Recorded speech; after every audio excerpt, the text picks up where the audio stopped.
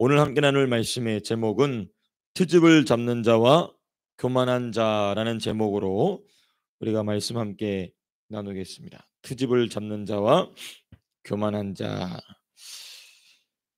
우리가 본문을 좀 세 부분으로 나눠서 좀 말씀을 상고하고자 합니다. 먼저는 1절에서부터 2절까지가 첫 번째 부분이고, 그다음에 두 번째 부분은 3절에서부터 5절까지입니다.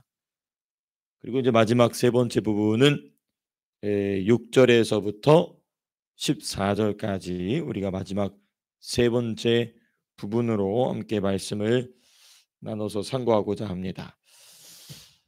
우리 먼저 제일 첫 번째 부분을 우리가 좀 보시게 되시면 1절부터 2절, 이제 첫 번째 부분이면 2절의 핵심이죠. 여기 뭐라고 하나님께서 욥을 뭐라고 부르시느냐? 트집을 잡는 자가 전능자와 다투겠느냐? 하나님을 탓하는 자는 대답할지니라. 이렇게 하나님이 욥에게 말씀하시는 장면입니다. 38장과 39장에서 하나님이 욥에게 말씀하실 때 첫 마디는 욥의 말이 사람의 생각을 어둡게 한다, 그거였어요. 그렇죠? 말로서 생각을 어둡게 하는 자가 누구냐, 하나님께 38장에 말씀하시죠. 근데 이 두 번째 주제로 욥에게 말씀하실 때 첫 마디는 뭐냐? 욥은 트집을 잡는 자다 말씀하고 계십니다. 첫 번째 하나님 말씀하실 때는 일성이 무엇이었느냐? 말로서 생각을 어둡게 하는 자가 누구냐 말씀하셨어요.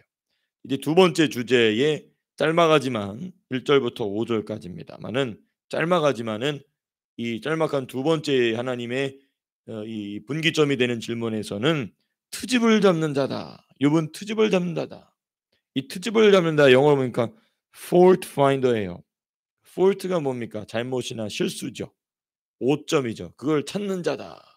실수를 찾아내려는 자다. 오점을 찾아내려는 자다. 이러면부터 우리가 누구 생각나야 되죠? 사탄입니다. 그렇죠? 사탄은 정죄하죠. 우리의 오점을 찾아내는 자입니다. 자, 이 부분은 우리가 오늘 본문을 다 마무리하고 결론적으로 우리가 살펴보겠습니다만은, 본래 들어보면 이 트집을 잡는 자의 근본은 누굽니까? 제가 방금 말씀드린 것처럼 사탄입니다. 마귀예요. 귀신들이 하는 짓입니다. 자, 두 번째, 트집을 잡는 자는 먼저 환경을 탓합니다. 환경을 탓해요. 그럴 수밖에 없었다. 이 환경을 탓하는 이 트집을 잡는 자는 그 다음 누구를 탓하느냐? 사람을 탓합니다. 내 주변 사람을 탓해요. 그 이제 누가 제일 가깝겠습니까? 가족들을 제일 탓하는 것이죠. 네. 가족들을 먼저 탓하고 지적하고 판단하죠. 그리고 마지막으로 누구와 다투냐면 하나님과 다투고 하나님과 탓하게 된다는 것입니다. 그러니까 우리가 성도가 하나님을 탓하게 된다. 예수 안 믿는 사람은 말할 것도 없습니다. 예수 안 믿는 사람은 하나님이란 존재 자체를 인정하지 않기 때문에, 하나님의 존재를 인정하지 않기 때문에 이거는 열외입니다.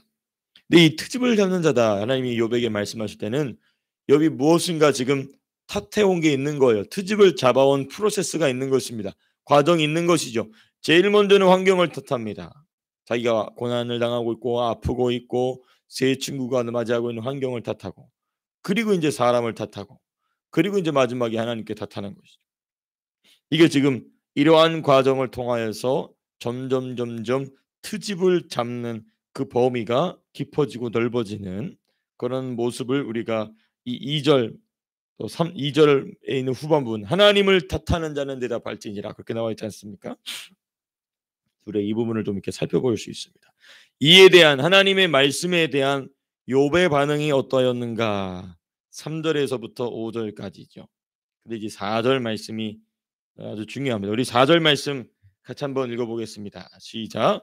보소서, 나는 비쳐나오니 무엇이라 주께 대답하리이까? 손으로 내 입을 가릴 뿐이로소이다. 2절의 하나님의 말씀에 대한 욥의 대답은 자기의 입을 가리는 것입니다. 자기의 입을 가리는 것. 하나님이 말씀하신 각종 짐승의 모습과 더불어서, 왜냐하면 우리가 39장까지 하나님께서 언급하신 짐승들에 대한 내용을 쭉 살펴보지 않았습니까? 각종 짐승들의 모습과 더불어서 이 2절의 말씀은 욥이 자기가 한 모든 어리석은 말을 돌아보게 합니다. 어떤 어리석은 말이냐? 구체적으로 트집을 잡는 말이죠. 하나님을 탓하는, 환경을 탓하는, 사람을 탓해왔던 자기의 말을 돌아보게 합니다. 이게 여기 우리 좀 세 가지가 나오게 되는데요. 참되게 하나님의 말씀을 받는 자는요, 제일 먼저 뭐부터 돌아보느냐? 자기의 말부터 돌아봅니다. 자기의 말부터 돌아봐요. 네. 자기가 무슨 말을 했나? 왜 그러냐면요. 왜 자기의 말을 돌아보게 되냐면요. 자기의 말을 돌아보지 않으면 안 될 정도로 부끄러움을 느끼게 되기 때문에 그렇습니다. 무엇을 들을 때에? 하나님의 말씀을 들을 때에. 하나님의 말씀을 지금 욥이 들었습니다. 하나님 말씀을 들으니까 부끄러움이 찾아오는 것입니다. 어떤 부끄러움이냐? 야, 내가 내 입으로 쏟아놨던 이 모든 말들이 너무나도 부끄럽고 어리석은 말이었구나. 그리고 나니까 바로 뭐냐면 자기 입을 탁 가려버리는 것입니다. 이 본능적 반응인 것이죠. 보소서 나는 비쳐나오니라고 얘기합니다. 이게 이제 두 번째 반응. 지금 이제 이 4절 말씀에서 두 번째입니다. 참되게 하나님의 말씀을 받는 자는 자기의 입을 자기의 손으로 가린다는 것입니다. 이게 뭐냐면 함부로 말하지 않겠다는 의지적 결단입니다. 야, 이거 내가 함부로 말하면 안 되겠구나. 좋은 말이라도 내가 함부로 말하면 안 되겠구나. 동시에 하나님 앞에서 드러난 자신의 어리석음에 대한 본능적 반응인 것입니다. 본능적 반응이죠. 우리가 하나님 앞에서 이런 본능적 반응이 점점 깊어지게 되시기를 축복합니다. 내 입을 가리는 것이 되었든지 간에, 아니면 내가 진리를 입에서 꺼내내는 것이 되었든지 간에, 이 본능적으로 나오는 게 중요합니다. 내가 열심히 생각하고 준비해서 말하는 것도 참 중요합니다. 그 중요해요. 그런 훈련이 필요합니다. 생각하고 준비해서 말할 때에 성령이 나타나시도록 연습하고 훈련하는 거 중요합니다. 너무너무 중요합니다. 동시에 그러나 준비되지 않고 훈련되지 않은 상황에서도 내가 진리를 툭 얘기할 때에 그것이 본능적으로 내 입에서 나갈 때에 그것이 역사를 일으키게 되는 것이죠. 그것은 본능적으로 말이 나가는 것이 됐든 아니면 본능적으로 말을 멈추는 것이 됐든지 간에 우리가 이 영의 본능, 거듭난 우리 속사람의 본능이 우리의 혼과 육신을 통하여 나타나게 되는 것이 점점 늘어나야 되는 것입니다. 여러분, 이게 깊어지다 보면요, 무슨 일이 일어나게 되냐면 이 말의 흐름 속에서 역사는 귀신들을 발견하게 됩니다. 그 대화 가운데에. 그리고 이 귀신들이 역사하는 그 물꼬를 어떻게 하면 바꿔 놓을 수 있는지도 내 안에서 그림이 생깁니다. 그래서 내가 말을 주도하는 것이죠. 말을 상대방이 많이 하게 하지만은 그 말의 주도권을 내가 잡아서 물꼬를 싹 바꿔 놓는 것입니다. 이 훈련이 많이 필요합니다. 훈련이 많이 필요하죠. 다음 세 번째, 우리가 이 4절 말씀을 통하여서 발견하게 된 것은 무엇인가? 5절과 연결되는데요. 내가 한 번 말하여 싸운즉 다시는 더 대답하지 아니하겠나이다. 뭐냐? 하나님 앞에서 자기의 말을 챙기고 조심하게 된다는 것입니다. 하나님 앞에서 자기의 말을 챙기고 조심하게 되는 욥. 그러니까 우리가 성령의 밀어주심을 따라, 성령의 나타나심을 따라 말한다는 것의 첫 번째는 무엇인가? 내 말을 멈추는 것부터 시작이 됩니다. 내가 막 이제 이 평소에 내가 하던 말들이 있거든요. 그걸 딱 막아내는 것입니다. 그걸 막아내는 것부터 성령으로 말하는 것의 훈련의 시작입니다. 그 훈련을 우리가 잘 받을 때에 이 하나님 앞에서 말하는 것. 왜냐하면 우리가 코람데오라고 하지 않습니까? 항상 하나님이 우리 앞에 계신다. 항상 하나님이 내 옆에 계신다. 우리 주 예수님이 나와 함께 계신다. 그러므로 내 말은 주님이 하시는 말이 되게 하리라. 그게 이제 성령으로 말하는 것인데, 성령으로 말할 줄 아는 것, 이 훈련이 우리에게 너무너무나 필요한 것입니다. 성령으로 말하게 하는 것의 첫 번째, 내 말을 멈추는 것입니다. 내 말을 멈추는 것. 그리고 두 번째는 기도입니다. 기도의 자리에 나와서 하나님께 계속해서 기도할 줄 모른다면 그게 이제 어떻게 우리가 성령으로 말할 수 있겠습니까? 그렇죠? 내가 하나님 앞에 기도할 때에 기도가 뭐 30분, 1시간이 안 나온다. 그럼 내가 어떻게 성령으로 말할 수 있겠습니까? 아주 단순한 원리죠. 단순한 원리인데 우리가 이 원리를 깨우치지 못하기 때문에 성령으로 말하는 것이 무엇이다? 라는 것을 우리가 잘 모르고 말할 경우가 참으로 많은 것입니다. 자, 우리가 이렇게 오늘 본문의 첫 번째 부분을 살펴봤습니다. 자, 우리 본문의 두 번째 부분을 좀 우리가 함께 살펴보고자 합니다. 본문의 두 번째 부분 우리가 벌써 봤군요. 네, 마지막 세 번째 부분입니다. 세 번째 부분이죠. 이제 6절에서부터 14절까지. 이 세 번째 부분은 어떤 내용이 나오냐면 욥을 향한 하나님의 세 번째 말씀이 기록이 되어 있습니다. 그러니까 우리가 지금 살펴본 1절에서부터 5절까지가 하나님이 욥을 향한 두 번째 말씀이었어요. 굉장히 짧게 지나갔죠. 그다음에 욥을 향한 이 세 번째 말씀은 이제 길게 이제 40장 6절에서부터 이제 41장 이 리워야단에 대한 이야기까지 쭉 나오게 되죠. 상당히 좀 길게 나옵니다. 하나님의 이 욥을 향한 하나님의 세 번째 말씀 8절 9절의 핵심이 첫 번째에 나와 있는데 우리 8절 9절 보시면 내가 내 공의를 부인하려느냐 이렇게 얘기하고 말씀하십니다. 욥에 대한 하나님의 세 번째 말씀은 세 번의 말씀, 세 번, 첫 번째, 두 번째, 세 번의 말씀은 모두 욥의 말에 대한 책망으로 시작이 됩니다. 그렇죠? 내가 내 공의를 부인하려느냐? 무엇으로 부인합니까? 욥이 무슨 뭐 이 고난 가운데에 행위를 할 수 있었겠습니까? 행동할 수 있었겠습니까? 전부 입으로 한 것이죠. 전부 말입니다. 욥에 대한 그 모든 세 번의 하나님의 말씀의 책망은 곧 욥의 말에 대한 이 책망인 것입니다. 네. 이게 바로 무엇을 보여주느냐? 하나님이 성도 사람을 책망하시고 사람을 다루실 때에 제일 먼저 다루시는 게 말이라는 거예요. 말부터 바꾸신다는 것입니다. 그 언어부터 바꾸신다는 것입니다.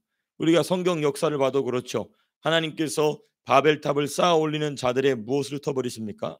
말을 흩어버리십니다. 전부 언어를 흩어버리시죠. 그리고 교회를 세우실 때, 교회가 시작될 때 성령이 강림하셔서 강력하게 하나님의 신령한 예수 그리스도의 몸된 교회가 시작될 때 성령으로 무엇을 회복시키십니까? 언어, 그렇죠. 방언을 통하여서 언어를 회복시키십니다. 하나님을 높이는 말을 회복하게 됩니다.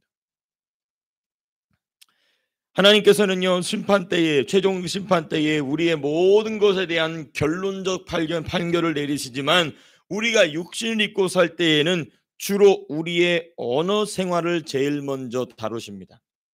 왜냐? 언어가 바뀌어야 우리의 행동이 바뀌기 때문에. 그래서 언어 생활을 고치시고 변화시키시는 것이 바로 성령의 일이라는. 왜냐? 이 언어는 우리의 말은 무엇부터 출발이 되느냐?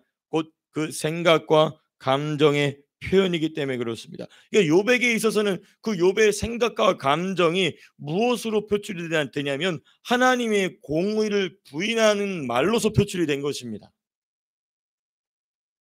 그럼 우리 좀 생각해 봐야 되겠죠. 하나님이 부인한 공의가 도대체 무엇이냐? 욥이 부인한 공의가 도대체 무엇이냐? 욥이 그토록 말로써 하나님 앞에 부인하였던 하나님의 공의는 어떤 공의냐? 어떤 큰 의미로서의 공의라기보다도 욥이 부인하였던 하나님 책망하시는 이 모습 속에서 이 욥이 부인했던 공의는 무엇이냐? 욥에게 고난을 베푸시는 하나님의 공의를 부인한 것입니다. 하나님이 공의를 따라서 욥에게 고난을 베푸셨는데 욥이 그 고난을 받아들이지 못하는 겁니다. 그러니까 곧 무엇을 받아들이지 못하는 것이냐면 하나님의 공의로우심을 받아들이지 못한다는 것이죠. 이걸 이해를 못한 것입니다. 이것을 이해하지 못했던 욥의 오해는 하나님 앞에서 자기의 의를 세우는 것과 다름없는 실수를 하게 되죠. 나는 아무 잘못 없이 잘 살아왔는데 하나님은 왜 나에게 이런 고난을 베푸셨습니까? 왜 이런 고난을 허락하셨습니까? 라는 이 퀘스천 마크 자체를 하나님께서는 무엇에 대한 부인으로 보신 거냐면 하나님의 공의에 대한 부인으로서 보신 것입니다. 이 부분이 참 무서운 부분입니다. 왜냐하면 욥의 신앙의 수준이 그만큼 깊었다는 뜻이죠. 하나님이 고난을 주시는 것에 대해서 그것을 하나님의 공의로 받아들일 수 있기를 기대하실 정도로 욥의 신앙 수준은 깊었다는 것입니다. 그러니까 욥을 우리가 우리 수준으로 끌어내려서 보면 안 돼요. 우리가 욥의 수준으로 올라가야지, 우리가 욥의 수준으로 깊이 내려가야지 욥의 수준을 우리에게 끌어내리면 안 됩니다. 욥은 하나님이 고난을 베푸시고 그 고난이 하나님의 공의로서 받아들이기를 기대하실 정도로 깊은 수준의 신앙이었다. 근데 이제 어쨌든 우리가 말씀으로 돌아와서 이와 같이 하나님께서는 이렇게 자기 의를 세우는 것과 다름없는 실수를 하였던 욥에게 무엇을 요구하시느냐, 이게 참 중요해요. 10절에서부터 14절. 너가 그러면 정말로 나의 공의를 부인할 정도로 너가 의로우냐? 그러면 좋다. 내가 내 공의로서 하는 일이 무엇인지를 너가 한번 해봐라 해놓고서는 10절에서부터 14절에 무슨 내용이 나느냐? 모든 교만한 자를 발견하고, 그리고 그 모든 발견된 교만한 자를 낮추고, 그리고 그들을 진토에 묻어라. 그리하면 내가 너의 오른손, 곧 너의 의거든요. 그 오른손은 그 사람의 의를 의미하는데 너의 의를 내가 인정해 주겠다라고 말씀하십니다. 그 말이 안 되는 것이죠. 그렇죠? 하나님은 욥이 하나님의 공의를 부인할 정도로 의롭다면 모든 교만한 사람들을 발견해 보라는 것입니다. 제일 먼저 발견하고 그 교만한 자들을 모두 짓밟고, 그리고 그들을 진토에 묻어라. 그게 내가 내 공의로 하는 일인데, 너가 만일 너의 의로서 내 공의를 부인한다면 일을 한번 해보라는 것입니다. 하나님의 공의가 교만하여서 마음이 높은 자들을 낮추심과 같이 하나님께서는 욥의 의가 과연 그 정도의 의냐라고 지금 반문하고 계신 것입니다. 그 말도 안 되는 것이죠. 못하는 것이죠. 자, 그러면 우리는 여기서 한 단계 조금 더 깊이 있게 묵상해야 됩니다. 하나님이 이토록 욥의, 지금 욥이 8절에서는 욥이 하나님의 공의를 부인했다라고 말씀하셨어요. 그렇죠? 근데 10절과 14절을 보니까 이제는 그 공의를 부인하는 것을 무엇과 연관을 지으시냐면 교만과 연관 지으십니다. 자, 그럼 하나님께서는 왜 욥의 이러한 언행을 교만과 연관 지으시는가? 왜냐하면 하나님은요, 자세의 죄에 대하여서 매우 엄격하시기 때문에 그렇습니다. 우리가 죄를 여러 가지 카테고리로 나눌 수 있습니다. 그런데 특별히 제가 지금 말씀드린 자세의 죄는 두 가지 카테고리에 있어서 말씀드리는 거예요. 행위로 나타나는 행위의 죄, 그렇죠? 행위의 죄는 눈에 보이는 겁니다. 말이라든지 행동이라든지 눈빛 이런 게 나오는 겁니다. 근데 그 행위의 죄를 밀어내는 죄가 뭐냐면 자세의 죄요. 자세의 죄, 내면의 자세의 죄. 하나님은 이 자세의 죄에 대하여 엄격하신 것입니다. 그러니까 이 쉽게 예를 들면 이런 거예요. 다윗이 밧세바를 범하지 않습니까? 근데 하나님께서는 밧세바를 통하여서 다윗이 죄를 짓도록 내버려 두신 겁니다. 이 행위의 죄는 행위의 죄보다 다윗이 가지고 있었던 그 내면의 자세의 죄, 무슨 자세의 죄입니까? 왕이 전쟁터에 나가지 않고 하나님이 용하신 싸움에 왕이 전쟁터에게 하나님의 묻지도 않고 전쟁터에 나가지 않고 자기는 어디에 거닐고 있었죠? 왕궁에 빈둥빈둥 거닐고 있었어요. 그 자세를 하나님이 드러내시려고 행위의 죄를 허용하신 것입니다. 그리고 박살을 내는 것입니다. 왜? 행위의 죄에 대해서는 사람이 변명의 여지가 많거든요. 그걸 숨기거든요. 그러니까 그 행위의 그 자세의 죄를, 그 자세의 죄는 사람들이 얼마든지 숨기고 이 변명할 수 있거든요. 그래서 그 자세의 죄를 무엇으로 꺼내내냐면 행위의 죄로 꺼내내시는 겁니다. 그러니까 밧세바를 등장시키셔서 다윗을 하여금 범죄하도록 내버려 두십니다. 마귀가 그렇게 일하도록 내버려 두세요. 무엇을 드러내려고? 다윗 내면의 그 자세의 죄를 꺼내내는 것이죠. 밧세바를 범하는 그 죄뿐만 아니라 이와 동일한 것입니다. 곧 이 자세의 죄는, 욥이 가지고 있었던 자세의 죄는 무엇인가? 혹시의 태도입니다. 혹시의 태도. 우리가 욥기를 시작하면서 살펴봤던 그 혹시의 태도, 그 혹시의 태도가 이 40장 결론에 와서 보니까 교만이었다는 것입니다. 어떤 교만이냐? 하나님을 100% 의지하지 못했던, 않았던 교만이었던 것입니다. 그것을 드러내시기 위해서 하나님은 욥의 신앙을 자랑하기 위함이었지만 더 깊은 의도는 뭐냐? 그 사단이 이렇게 고난 가운데 일하는 것을 허용하심으로써 욥의 내면 안에 있던 것이 뭐로 다 나옵니까? 지금 말로 다 나온 겁니다. 그리고 나서 조목조목 엘리후를 등장시켜서 또 조목조목 책망하시고, 그리고 하나님께서 직접 나타나셔서 이 욥의 이 부분을 드러내시는 것입니다. 욥 안에 있던 높은 마음에서 비롯되었음을, 그리고 높은 마음과 연관되었음을 하나님께서 지금 명징하게 욥에게 지적하고 계신 것입니다. 자, 그럼 이제 결론입니다. 제가 이제 이 오늘 본문 전체의 결론을 지으면서 아주 중요해. 제가 이제 오늘 새벽에 기도하다가 번뜩 한 게 있어서 이 부분을 좀 나누고자 합니다. 오늘 제목이 뭐냐면 트집을 잡는 자와 교만한 자거든요. 욥이 그렇다는 것입니다. 표면적 말씀을 보게 되면. 근데 이 트집을 잡는 자와 교만한 자는 본래 누굽니까? 원래는 사탄입니다.